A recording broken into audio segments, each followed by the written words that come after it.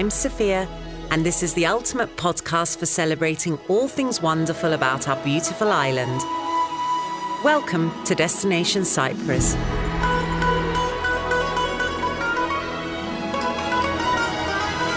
Hi everyone, and welcome to Destination Cyprus, a podcast that's dedicated to celebrating all things wonderful about our beautiful island. It's May, and every year in May we get free admission to a world few of us were fortunate enough to have contact with when we were growing up in Cyprus.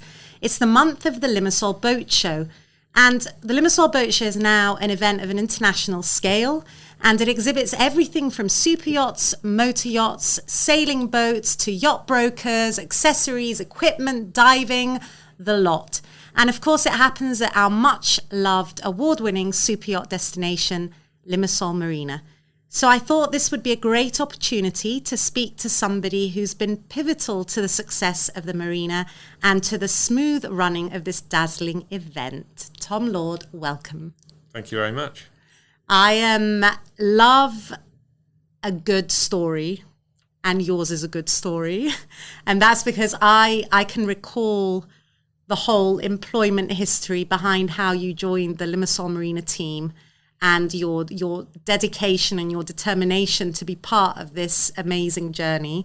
So if you'll just give me some time to talk through your biography, because it's quite an interesting transition that you made over to Cyprus. Okay, be gentle. I'll try. So your story starts in Chichester. Did I say that right? That's right. Yep. Chichester, which is on the south coast of England. So obviously you grew up with a proximity to the sea, and you moved up to the University of Manchester to do your degree in management and leisure. And then you did research consulting and lots of roles in facilities management, development, recreation, in Bath and in Chichester. And then you were part of the team behind the campaign and the preparation for the 2012 Olympics. And you also played semi-professional beach volleyball. That's it. So the beach has always been in your life. And from that, and you will fill the gaps, but from all of that, you ended up in Limassol, obviously the center of the universe, at Limassol Marina. And the thing that I love about that big sort of leap is that you actually didn't have any specific yachting experience, but I remember seeing your cover letter and your CV, and it was incredibly impressive. You had set this target. You wanted to be part of Limassol Marina, and one of the shareholders, Frank and Stefan Marinas, who are obviously responsible for all the operations at the marina, gave you the role of the marina supervisor. Then you became the assistant marina manager, and lo and behold, after 10 years, you're now the marina manager. So it's a beautiful story. And if you wouldn't mind just telling us a little bit about your passion for sports, how that all evolved, and then what brought you to Limassol? Yeah, so absolutely. Thank you for that introduction and reminder of actually where we started. But yes, I've always been very active and always been a sportsman. So growing up on the south coast there, I was involved in every sport going. And on the sailing side, let's say I was always involved in the local sailing clubs. We had our own boats when we were growing up. We used to drag down to the harbour and take out in all the picturesque little creeks, and so very nice to grow up down there.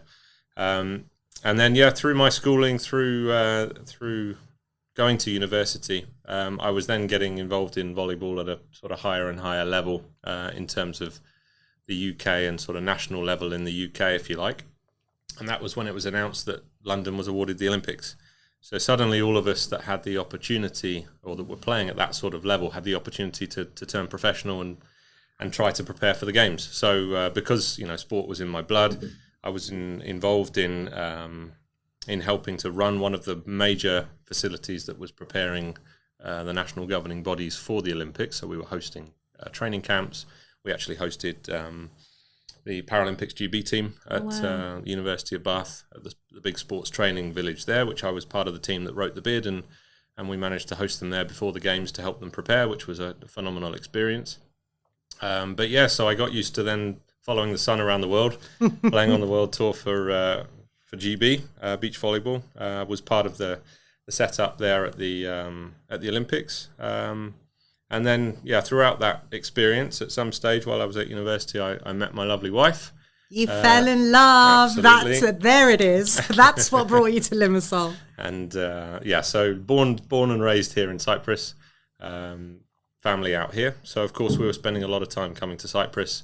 Every summer we were visiting, so I became aware of sort of what was going on, and became aware of the strategy that was being developed for marinas, which sort of sparked my interest. I'd always wanted to get into the industry, but hadn't really found which was the right way in, and sort of at what level to join. So this opportunity I became aware of. It was actually while it was still all under construction, so long before the operations were ready. And I was lucky enough to be taken on as the first employee for the operations under the original marina manager. So I was there from the beginning to help, commission phase by phase. I was there for the opening to welcome the first boat into the marina. And the milestones have been rolling in since then. It's amazing, isn't it? It's like the Limassol Marina was a university for a lot of people. I mean, everybody who was on board from the early days, because it was unprecedented. It was the first time we were doing a project of that scale in Cyprus. And it felt like everybody was coming together to learn together.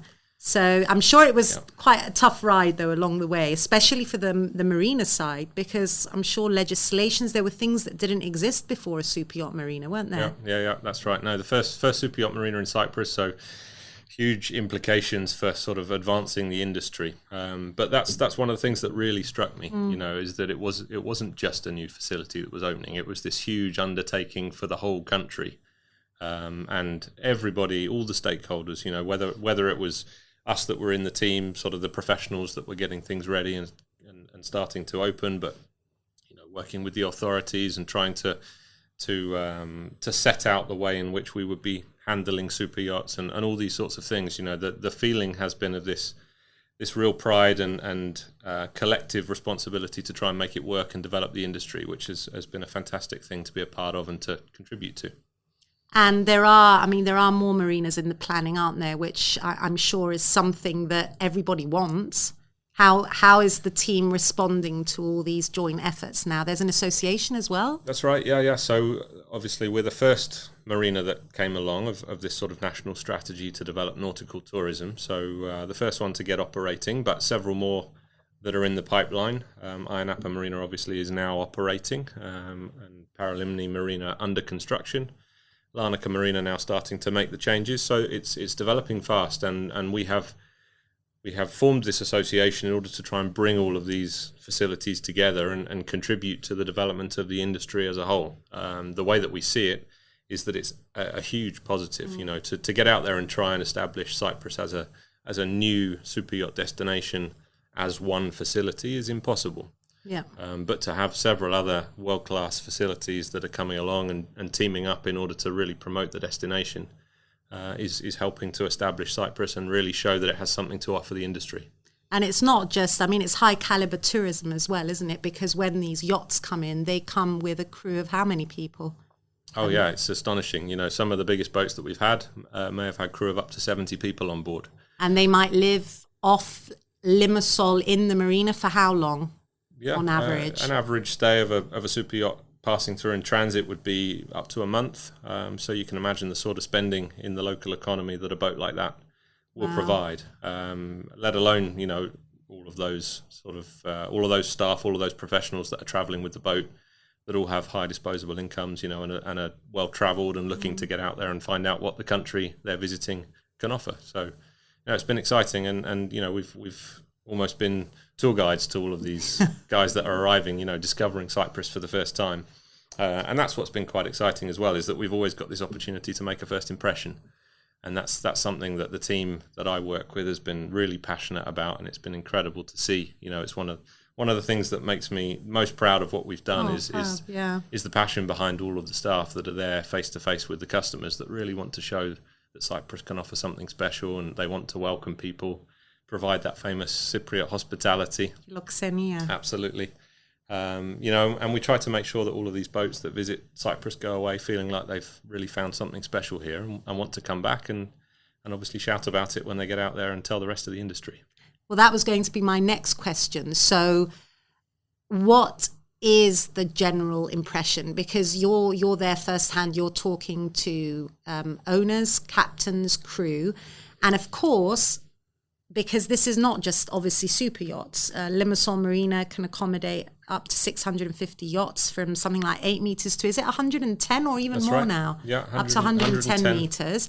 And then you've also got the smaller marinas. I mean, the St. Raphael Marina's been up and running for years. There's a whole world of industry that is not just one market or one target group, because your 8-meter owner is completely different to the 100-meter owner. So what's the overall impression you get from the feedback you're given, whether it's from owner level or, down to the crew? Yeah.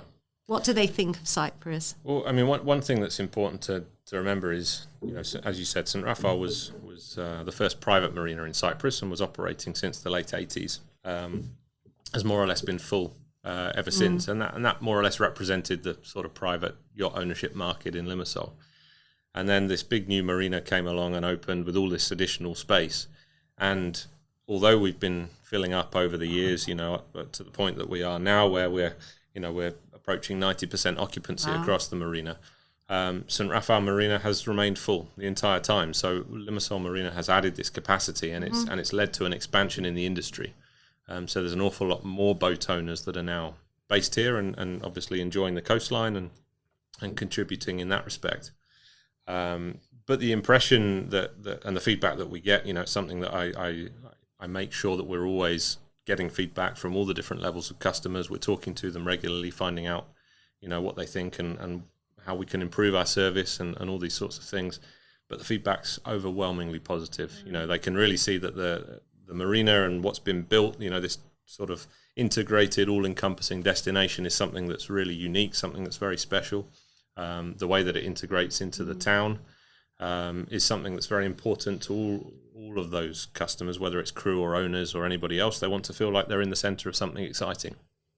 So having that right on our doorstep, and the marina being very much sort of part of the architecture and being integrated, that really comes across. Yeah. But I have to say, that the most overwhelmingly positive feedback that we get is about the people behind it, and the people that they interact with, whether that's us on the marina operations side, the F&S Marinas team that are hands-on with the customers, supporting them from the technical perspective, or through our concierge service and the marina reception that are dealing with them every day.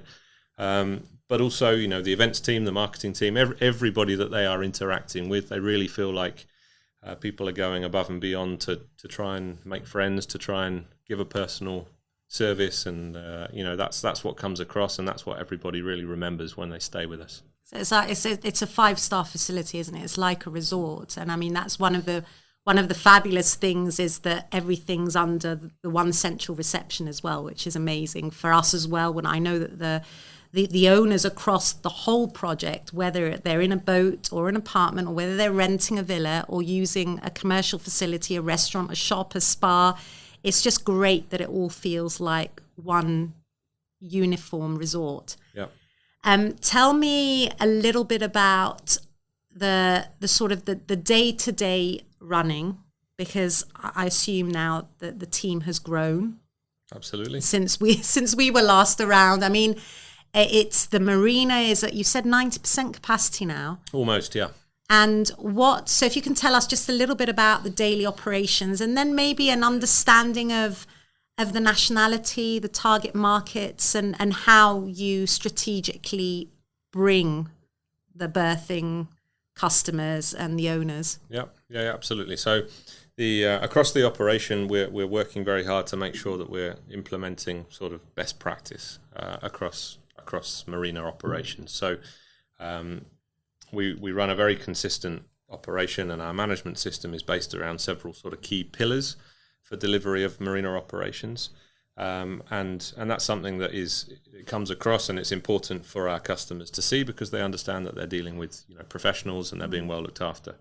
So the way in which we sort of build our daily routine, if you like, is around managing these aspects. So that includes environmental management. It's something that's close to our hearts and always has been. The marina was awarded its first blue flag in 2016, I think. We've been part of the scheme since then, and trying to continue to innovate and establish best practice for running a marina of this sort of size, where we cover the whole spectrum of the industry. And we work with various different local groups and associations in order to try to communicate and build awareness. Last year, we became one of the first European marinas to join the Clean International Marinas scheme, which is a new scheme that sits alongside the Gold Anchor scheme that we're a part of. Yeah. So this is almost like a hotel style accreditation. You have 5 stars for hotels. Marinas, you have gold anchors. So we're a 5 gold anchor marina, which essentially means that we've been audited, and we're audited almost on a constant basis for standards across the board. And that's been upgraded to platinum level, which means that we are at the highest possible level of accreditation. I believe there's still only 8 marinas in the Northern Hemisphere that have achieved that level of certification. Yeah. And it's important for us to show that, so that we can, again, establish what we're doing. And Cyprus, Limassol Marina, we're establishing this yachting hub over here in the East Med, and we want to show that we are competing at the top level across the Mediterranean. So all of our team are dedicated to following that sort of path, so they're out there managing the facility, serving the customers, making sure that all aspects of our management on site is being done at that level and to those standards. And they take a real pride in doing that, which is great to see. It's obviously such a long way from where this all started, isn't it? I mean, to think that when was it? 2014, probably. When did the gates first open? It was 2014. Mid 2014. The first time the people were allowed in beyond the staff. It was just mind blowing, wasn't it? 'Cause it was just construction site for so long, and then all of a sudden the general public was allowed in. The gates were up, and it was like, no mistakes now. There's no turning back. I remember we did a soft opening. So the first time that we opened the gates, we hadn't told anybody. It was almost ready. It was getting there, and the commercial restaurants were all preparing their staff and wanted to be ready for the grand opening that was coming up a few weeks later. So we had this soft opening where one morning we just opened the gates, and the anticipation around Limassol was so huge that I think we had something like 25,000 people through the gates that first weekend, and it was, you couldn't move along the promenades. Everyone was so excited to see what had been built.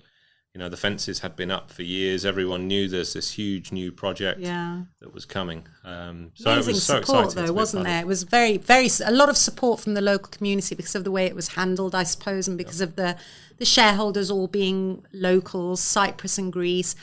And that brings me to the boat show, obviously, because it makes my hair stand on end. I get so emotional when I walk through the project during the Limassol Boat Show, because back in the early days when we were trying to establish this industry, to go to the Monaco Yacht Show, the Dubai Boat Show, all of these other countries, and just the fact that has successfully now been replicated in Cyprus, and not only replicated, but actually because of the design of Limassol Marina, it's been able to enhance an offering that maybe other structures couldn't. So I want to talk a little bit about the history of the Limassol Boat Show. I know that Aristidou from Dakar Advertising, I can remember he was integral to bringing the concept to Limassol Marina, I think in 2015, even though he'd been doing smaller boat shows from 2008 with the Limassol municipality. So again, another lovely story, because drive and determination, someone with a vision, I want to do this, and I think if we collaborate with a team like Limassol Marina, we can do something amazing. So because it is now something amazing, I was just flicking through the Limassol Marina magazine. I can't believe that the photos of how this event has evolved.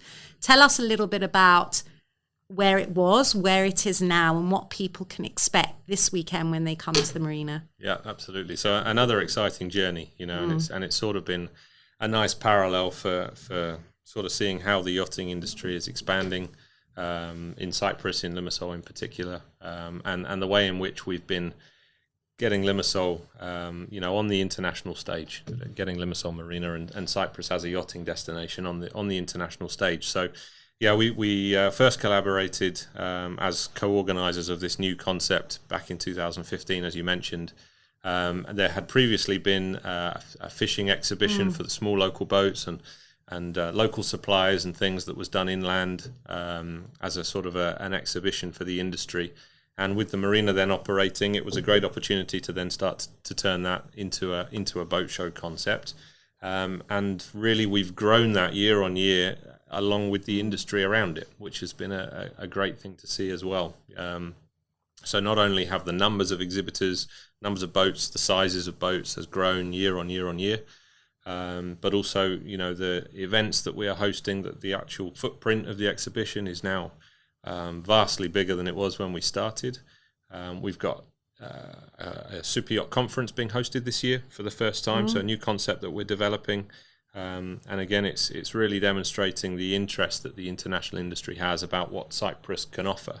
That's different to the traditional milk run, as they call it over in the West Med. So we can use Cyprus's location to our advantage in terms of drawing in all of these different parts of the industry to meet in the middle.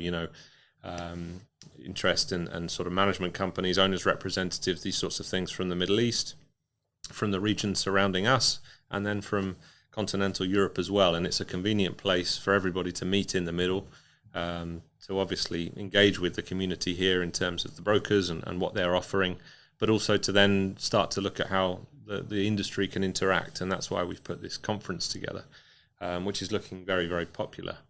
So we'll continue to work on this concept, but it's been a fantastic event to be a part of. It's I think contributed to the growth of the local industry, which has been great. Some of the companies we've been working with for a decade now started out with small stands and a couple of boats, and they've now got huge constructions, and they're representing lots of these international brands, and they've got huge boats under their management. And it's great to see that we've been able to be a part of that journey that's contributed to the whole industry expanding. And do you think, I would assume there are now locals showing an interest in working in the industry, which must be amazing, because when I was a child, I can't imagine that there were a lot of people who ever thought, oh, you know what, maybe I'd like to. There's all these job opportunities now that we didn't have before. So are you seeing an influx of locals wanting to work at the marina or in the operations department? Yeah, absolutely. As you mentioned, the team's grown substantially over the years in line with the size of the business, and the marina as it fills up. So it's a point of pride for all of us, actually, that we've been able to bring in new staff into the industry for the first time. Lots of locals that have taken an interest have found a way to join the industry, and then have gone on to take on other roles and grow within the industry in lots of other roles. With lots of these boats being based here, inevitably there's great opportunities for people to join boats as crew as well, which is growing all the time. And a great way for young people to get out there and learn a new trade and see the world and join this exciting industry. The marina team itself, absolutely. We started with just a couple of us that were getting the operation ready and commissioning each bit phase by phase, and now we've got almost 25 people in the marina operations team at FNS. I was not expecting that. Wow. Yeah, absolutely. And that's expanding in parallel to the size of the marina and the size of the yachts and the number of the yachts that are visiting us. We're just approaching a nice milestone, which is 10,000 boats having visited the marina since we started operation. Wow. So some incredible numbers that we're now seeing as milestones of this project. So to have new faces, new blood coming in and learning this industry and finding their way within the industry is something that I think everybody that's involved in the project or has been involved in the project has been proud of as well. And are there any milestones to look forward to? Anything else on the cards? Well, yeah, absolutely. I mean, next Tell year us is more. the official 10 years since the opening. Oh my God, 2024. So lots to celebrate Wow. in that respect, which I don't think anybody can quite believe that it's 10 years since we first cut the ribbon and opened the gates Full officially. circle, though, as well, because the last apartments were delivered. Well, and I would assume will be sold out by then, because there's only 95% of the properties have been sold. Yeah, that's right. So you're looking at the whole circle beautifully tied in a ribbon. Yeah. Wow, No, after indeed. 10 years. And you've been there for 10 years now, since the beginning. Yes, that's right. Yeah. So tell us about Tom then. What has kept you in Cyprus other than this amazing project? Obviously, I mean, I'd love to hear your take on life on the island. I know that you're probably at the marina most of the time. Yeah, inevitably. But tell us a little bit more about your adventures. What keeps you here as a family? It's one of those things, that I love to discuss with clients, with captains, with people that are coming in. It's often one of those things to sit down and over a coffee discuss what Cyprus is all about. And it almost reminds me of why it's so fantastic to be based here. And it's one of those places that if you take advantage of what's around you, actually, I don't think there's anywhere that can beat it. Bravo, Tom. As as an active guy, and now with an active family, 2 young boys, we don't spend much time in the house, so we're either up in the mountains or we're taking advantage of the coastline and the water. There's so much to do and so much to get on with here that you can never be bored if you take advantage. You've been converted. You're a Gibreos. Well practiced at the... But you still don't speak Cypriot, though. Well, yeah, one of those challenges is doing lessons in Greek and then hearing everybody speak Cypriot. You can have lessons with your sons, can't you? Well, that's my level these days, exactly. Bedtime stories for a 6-year-old. Oh, bless. So what else are you doing? I mean, you're still playing volleyball? Unfortunately not. No, it's I'm enjoying retirement, let's say. But no, since starting the family and then taking on more and more at the marina, it's been a bit difficult to continue. When I first came out, I did join one of the local semi-professional teams and played for a few years, which was great fun. Then you became the marina manager. Yes, time limited, unfortunately. Yeah. Oh, fantastic. So I think we've touched on it briefly anyway, but if I had to ask you for your predictions, if you were to tell me where you think the industry will steer in the next sort of 5 years, I mean, where do you see things going with all the new marinas now and the feedback that you're getting? Yeah, well, I think actually that the future is very bright for the industry here. It's an exciting time because of what is happening organically in the industry anyway. So the timing is perfect to have these new facilities, which are hard to come by across the whole Mediterranean. The international yachting fleet is growing all the time. The size of the boats is growing all the time, and therefore available space is scarce across the Mediterranean, which is still by far and away the biggest cruising ground. But there's a lot of development and a lot of interest in what's happening down in the Red Sea at the moment. There's new destinations that are being created down there. Generally, there's a lot of movement of the super yacht fleet in particular down to the Middle East. A lot of charters going on down there, more and more sort of headline sports events that are attracting boats. We just had the World Cup, obviously, and we saw a lot of boats that passed through and visited us on their way down, spent their time down there with owners, with guests, with charter guests, what have you, and then stopped again on the way back. And that perfectly demonstrates what Cyprus can do for this industry. Being based way over here in the East Med, at the top of the Suez Canal, it offers something that's quite unique. As a European country based over here, it has an awful lot of advantages from a administrative, regulatory point of view, as well as a destination. So all of these boats that are passing through and starting to understand what Cyprus can deliver are now considering that actually this could be a great place to spend their 6, 7, 8, even 9 months over the winter. Because the winter here is like the summer elsewhere in Europe, so it's a fantastic destination to be based. As a result of that, the rest of the industry, let's say the technical side of the industry, is growing very fast around it. So Cyprus then starts to compete on an international level in terms of shipyard facilities, expertise, and basically enabling a boat and facilitating a boat to exist and to function in a destination like this. So as all of that is growing, and like you said, more marina facilities coming along, it only creates Cyprus as a more and more viable yachting destination, which is now well established. When we first went out to the boat shows around the world, I'm sure you'll remember, the first thing you had to do was tell people where Cyprus was and what Cyprus was about, and sort of explain where it sat and how it sat within the industry. Whereas nowadays, more or less the whole industry is aware of what's happening here. Word of mouth is by far the strongest form of marketing in this industry, because if a captain's going to a new destination, the first thing they'll do is call their colleagues and find out, what's it all about and who do I need to talk to and where's the best place to go. So that's why, the feedback is so important. It's why that impression is so important. It's why it's been such a great journey to not only build that feedback from our point of view as the marina operator, but also to encompass the Cyprus authorities and other stakeholders that are all part of that impression, and they're all part of that sort of customer service that any boat that's coming to Cyprus is going to experience. So have all been a vital part of that puzzle to put together to try and make sure that customers of all sizes, when they visit Cyprus, they want to come back and they want to tell people about it. And we're really seeing the effect of that. And that's why we continue to get more visitors. We're completely inundated with requests and bookings at the moment, which is great to see. And it demonstrates that Cyprus and Limassol in particular are becoming more and more and more desirable from the industry point of view. Well, and also you have to have a decent product offering for these people when they do come. I mean, it's not just the case of, we've got an amazing marina, come and you'll be happy.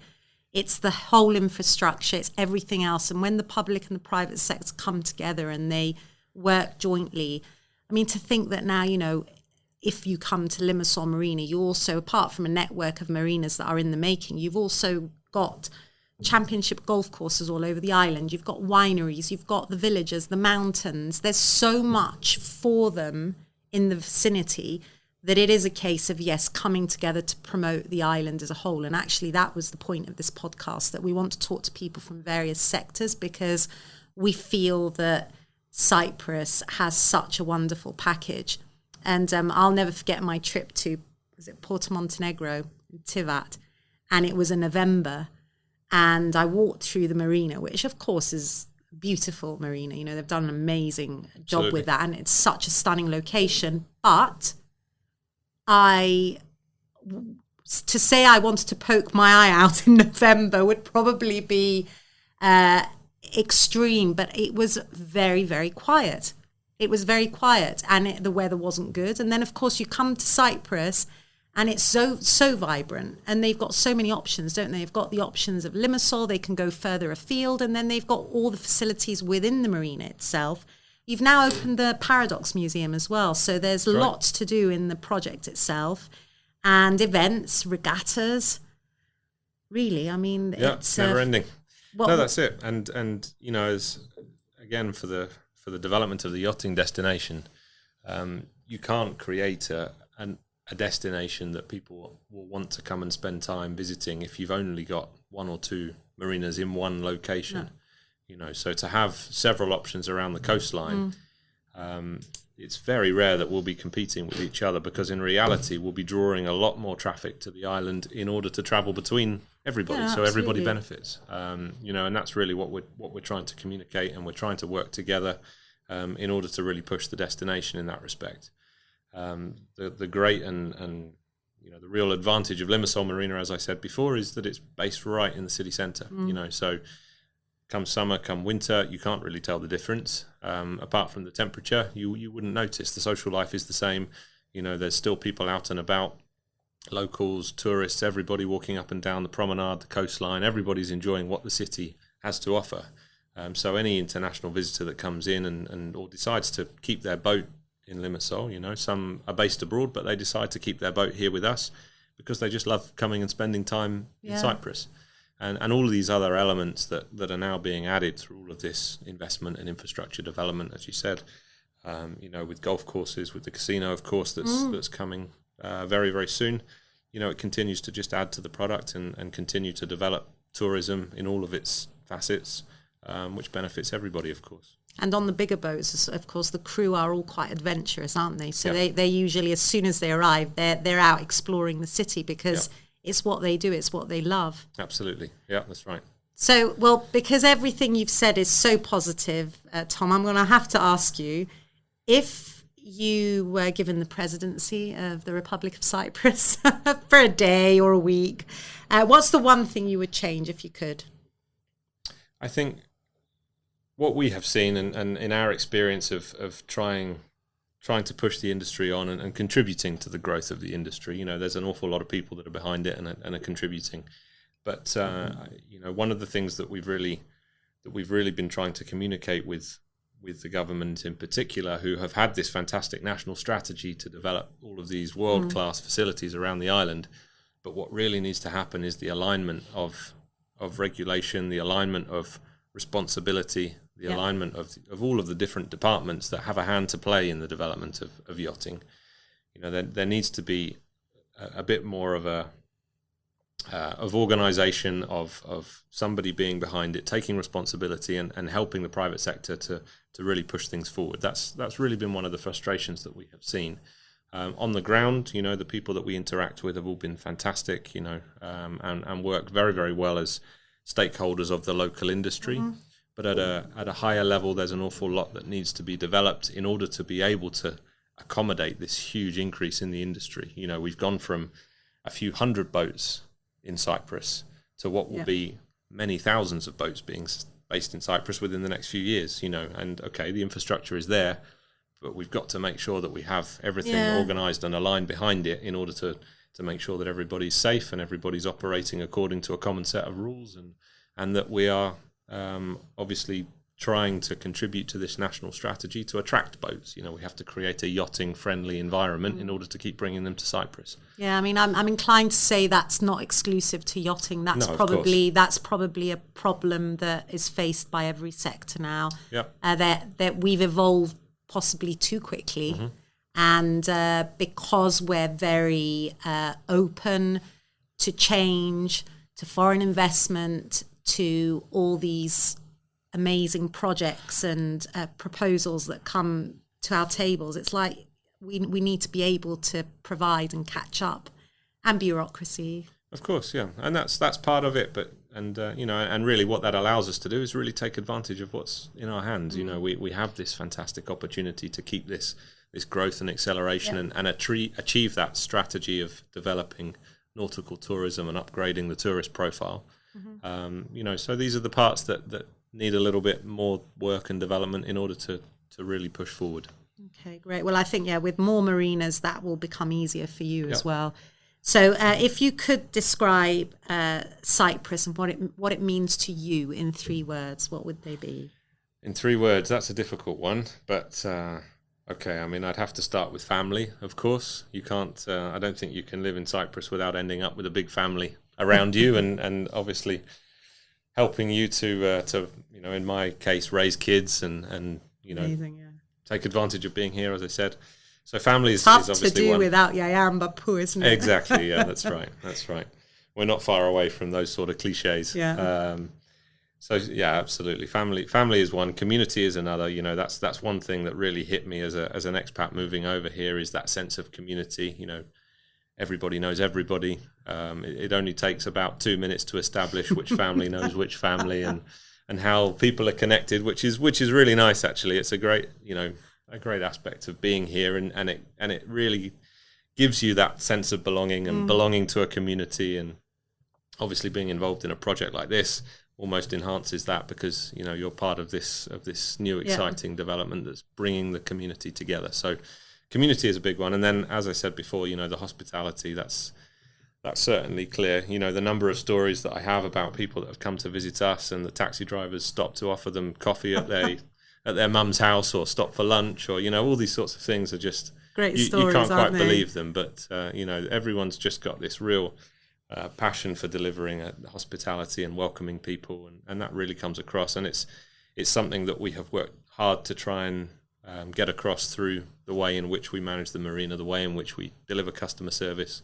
is to really make sure that that's felt as well, because it's a great part of being here on the island. It's the image, it's your unique selling point, isn't it? That's right. So tell us then, this weekend, if somebody comes to the boat show, because there is, now the boat show runs along the breakwater as well, doesn't it? Which is usually closed off to the public.